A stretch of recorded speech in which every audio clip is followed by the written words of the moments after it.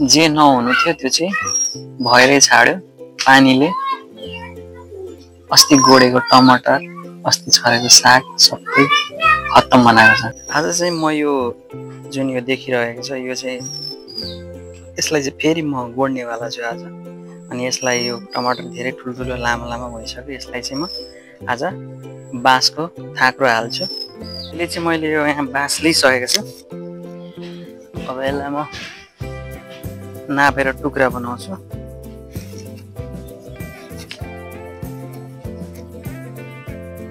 पुरै जराहरू पुरै उठिसकेछ पानीले। त्यही पनि बचिरहेको छ। टमाटरको बोट चाहिँ एकदम जब्बरै हुन्छ खासमा हेर्दाखेरि। यसलाई नाप्छु, नापेर चाहिँ यसलाई म टुक्रा बनाउँछु सुरुमा। तर यो बाँस चाहिँ हल्का बाङ्गो छ, सिधा बाँस पनि धेरै राम्रो हुन्थ्यो। यो चाहिँ मैले पहिले नै काटेर ल्याएको थिएँ, त्यही भएर यो सुकेर जानु लाग्यो। त्यही भएर यसलाई म युजमा ल्याउँछु। सुरुमा चाहिँ म खम्मा बनाउँछु। खम्मा चाहिँ लगभग यतिको साइजमा काट्दाखेरि सही हुन्छ, किनभने यहाँसम्मको चाहिँ गाड्ने भाग हो, यहाँदेखि टुक्रिन्छ। त्यो हल्का 1-2 बित्ता त गाड्ने भाग चाहियो।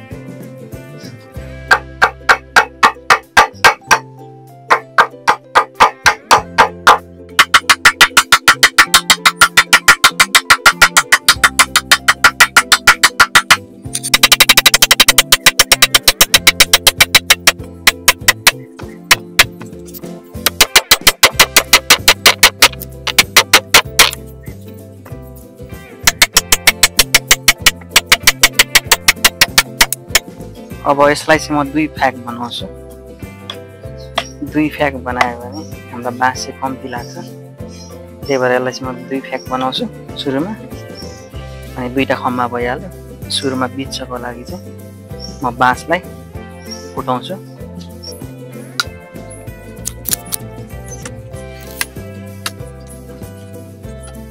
लास्टै हार्ड छ यो, ढुङ्गाले ठोक्नु।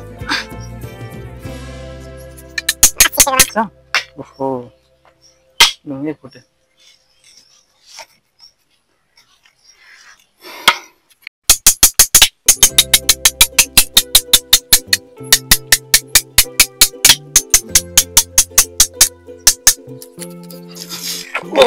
बाप्रे, अलिक टाइट छ। पुरै बाहुबली बल लगाएर चाहिँ यसको ट्याक्कै 2 फ्याक भएको चाहिँ।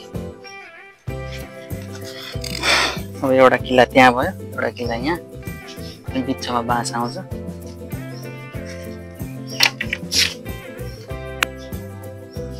यो टमाटर चाहिँ फुल्न पनि स्टार्ट भइसक्यो गाइस। यो फल्नलाई अब रेडी, फुल फुल्नलाई रेडी भयो। अब यो फुल फुलेर चाहिँ यसमा फल लाग्न सुरु भइहाल्छ। त्यही भएर हामीले चाहिँ तत्काल यसको लागि चाहिँ सपोर्टहरू चाहिँ गर्नुपर्छ। अनि यो जरादेखि चाहिँ यस्तै राम्रो तरिकाले पानीले कुटेर यसलाई पनि हामी पुर्नेछौँ आज। यो जुन ठाउँमा चाहिँ मैले लट्टेको साग लगाएको थिएँ, यो लट्टेको साग चाहिँ पानीले कुटेर कुटेर कुटेर कुटेर खत्तम बनाइदियो।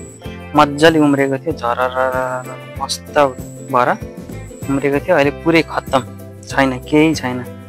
पुरै 1-2टा छ यस्तो, 1-2टा उम्रेको छ। यहाँ यहाँ यहाँ 1-2टा छ। अब चाहिँ फेरि पनि लिएर आएर, बिउ लिएर आएर चाहिँ म फेरि खनेर छर्नेवाला छु। फेरि पनि अब त पानी नपर्ला नि, होइन? यो खम्बाहरू चाहिँ पुरै रेडी भइसक्यो। यसलाई चाहिँ म खाल्टो खनेर गाड्नेवाला छु। यो चाहिँ खन्ती भन्छ यसलाई। यो चाहिँ फलामको बनाएको छ। यो चाहिँ यस्तो हुन्छ। यसले चाहिँ माटो खनिन्छ, पाल पार्नको लागि चाहिँ युज हुन्छ। यो चाहिँ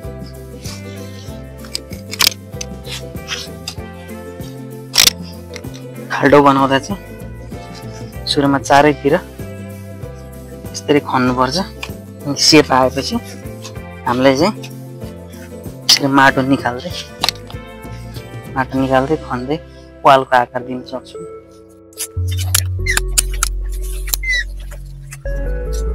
यो भोला गुड्का खाला चाहिँ कति फालेको हो के भोला गुड्का खाछ फालेछ यार बारीमा त खत्तम राम्रो उब्जाउ हुँदैन नि यसरी खाएर फाल्यो भने त माटोलाई नै एकदम असर पार्छ माटो दूषित भयो भने खाना त पाउँदैनन् मान्छेहरूले दुई खुट्टे जनावर हुन्छ नि त्यस्तै भइसक्यो मान्छे केही पर्वै छैन के खाए पनि यस्तो बाटोतिर नफाल्नु साइडमा राखेर जम्मा गरेर राख्नु अनि पछि त्यसलाई फोहोरको गाडी आयो भने प्लास्टिकमा जम्मा गरेर फाल्दा पनि भयो नि यसरी फोहोरै फोहोर यार हेर्दाखेरि पनि कस्तो नराम्रो देखिन्छ माटोलाई कति असर हुन्छ एक त माटोमा प्लास्टिकहरू पच्दैन हैन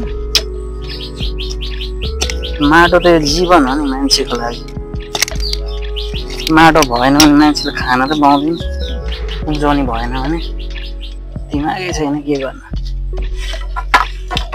यसलाई टक्कसँग यहाँ गाड्ने हो यसरी फेरि जुन हामीले निकालेको माटो चाहिँ फेरि खान सक्छौँ यसमा टाइट नहल्लियोस् भनेर यसलाई टाइट चाहिँ गरेर खाद्नुपर्छ वालमा माटो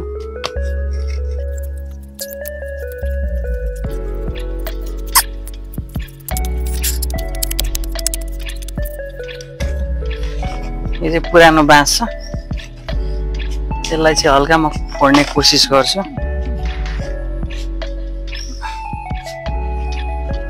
सायद यो ठिक्क हुन्छ यहाँनिर लगाउन चाहिँ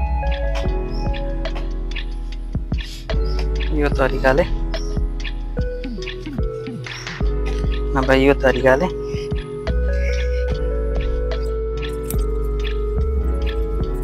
यसरी लगाउँदाखेरि अझै हाइट बढ्छ यसको अब यो डोरी छ यो चाहिँ प्लास्टिकको डोरी हो यसले चाहिँ म चाहिँ बाँध्छु यो बाँसलाई यो यहाँ लगाएर चाहिँ बाँध्नेछु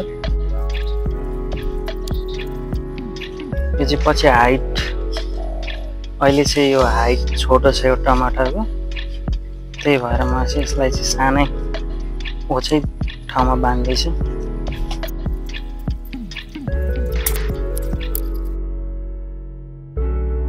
म चाहिँ यस्तो प्रोफेसनल तरिकाले चाहिँ गरिरहेको छुइनँ किनभने म चाहिँ कहाँ गएर सिकेको नि छैन खासमा म चाहिँ आफ्नो क्षमताले दिमागले भ्याएसम्म चाहिँ म आफ्नै आइडियाले चाहिँ यो गरिरहेको छु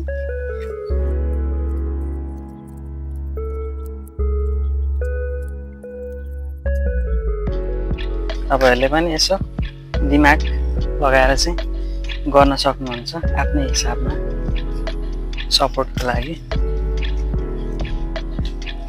यो चाहिँ रेडी भयो अब यो चाहिँ अलिक छोटै भयो यसलाई चाहिँ म डोरीले चाहिँ यहाँ थोरै बाँधेर सिधा गर्नेवाला छु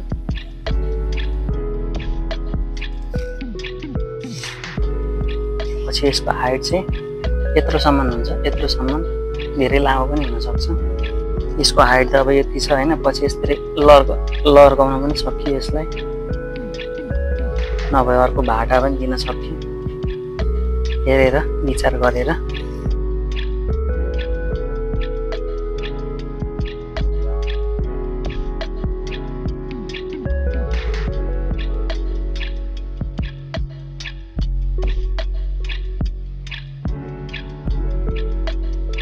मैले अब खम्मा गाडिसकेको छु अब यसमा चाहिँ सिधा खालको भाटा लगाउने छु बाँस लिएर र काटकुट गरेर सिधा खालको बाँस चाहिँ लगाउने छु अब काम गरेर तिर्खा लागेको अवस्था होइन गाइजहरू पानी चाहिँ खानै पर्यो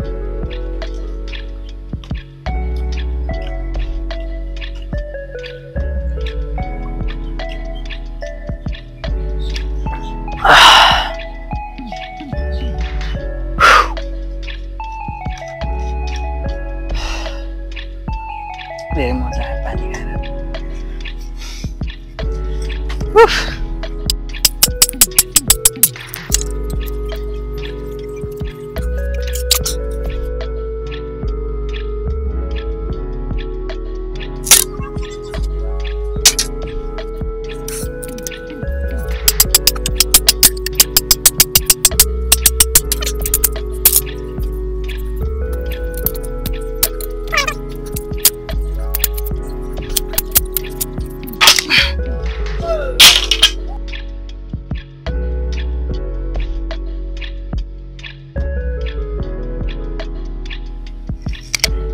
यो अब मैले लगभग चाहिँ रेडी गरिसकेँ।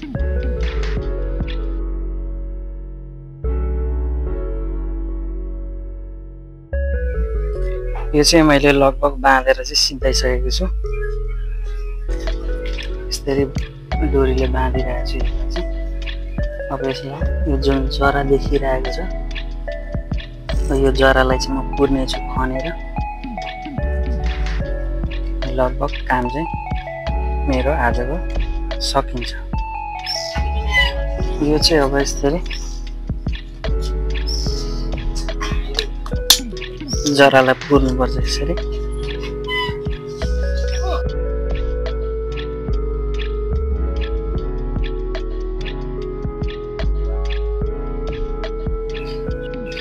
यसै सकिसकेको छ कम्प्लिटली चाहिँ।